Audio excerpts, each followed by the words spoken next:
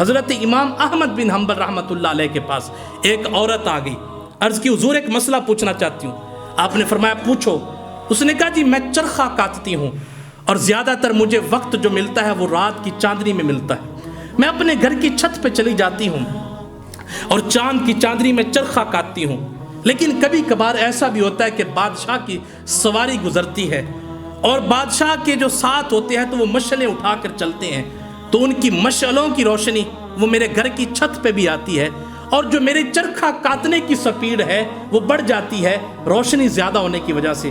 پہلے صرف میرا انحصار ہوتا ہے چاند کی چاندنی پر، اب میرا انحصار اس سے بھی آگے بڑھا اور جو میرے پاس روشنی پہنچی وہ مشعلوں کے ذریعے پہنچنی۔ آیا میرے لیے کیا اس چاندنی کے ساتھ، اس روشنی کے ساتھ جو بادشاہ کی مشعلوں کے ساتھ میرے تک پہنچتی ہے، جو میں چرخے کی سپیڈ زیادہ کرتی ہوں، کیا وہ میرے لیے جائز ہے یا نہیں؟ حضرت امام احمد بن حنبل پوچھنے لگے بی بی تو کون ہے؟ اس نے کہا حضور جب مسئلہ پوچھا جاتا ہے تو بندے پوچھنے والے کی ذات نہیں پوچھی جاتی، سائل کا عطا پتہ نہیں پوچھا جاتا، ایڈریس نہیں پوچھا جاتا۔ تو حضرت امام احمد بن حنبل فرمانے لگے جب مسئلے کی نوعیت ایسی ہو، جب مسئلے کی حالت ایسی ہو تو پھر ذات بھی پوچھی جاتی ہے، ایڈریس بھی پوچھا جاتا ہے، نام بھی پوچھا جاتا ہے۔ تو عرض کی حضور میں بشر حافی کی بہن لگتی ہوں۔ امام احمد بن حنبل فرمانے لگے اگر تو بشر حافی کی بہن ہے تو تیرے لیے ان مشعلوں کی روشنی سے چرخہ کاٹنا جائز نہیں ہے۔ یہ ہے اسلام کا حسن، یہ ہے اسلام کی صورت، یہ ہے اسلام کی خوبصورتی، یہ اسلام کا ڈھنگ ڈھب سلیقہ۔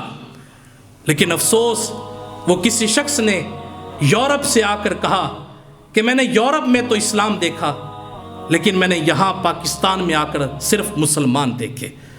واعظ قوم کی وہ پختہ خیالی نہ رہی، برق طبعی نہ رہی، شعلہ مقالی نہ رہی، رہ گئی رسم اذاں، روح بلالی نہ رہی، فلسفہ رہ گیا، تلقین غزالی نہ رہی، مسجد مرثیہ خواہ ہیں کہ نمازی نہ رہے، یعنی وہ صاحب اوصاف حجازی نہ رہے۔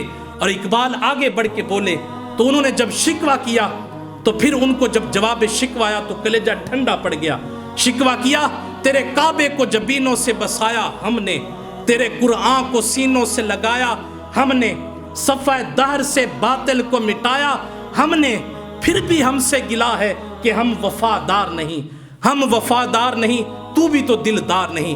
جب جواب آیا تو کلیجہ ٹھنڈا پڑ گیا، قلم سوکھ گیا۔ جواب آیا میرے کعبے کو جبینوں سے بسایا کس نے، صفحہ دہر سے باطل کو مٹایا کس نے، نو انسانی کو غلامی سے چھڑایا کس نے، میرے قرآن کو سینوں سے لگایا کس نے، تھے تو وہ تمہارے یابا مگر تم کیا ہو، ہاتھ پر ہاتھ دھرے منتظر فردا ہو، ہر کوئی مست میں ذوق تن آسانی ہے، تم مسلمان ہو یہ انداز مسلمانی ہے۔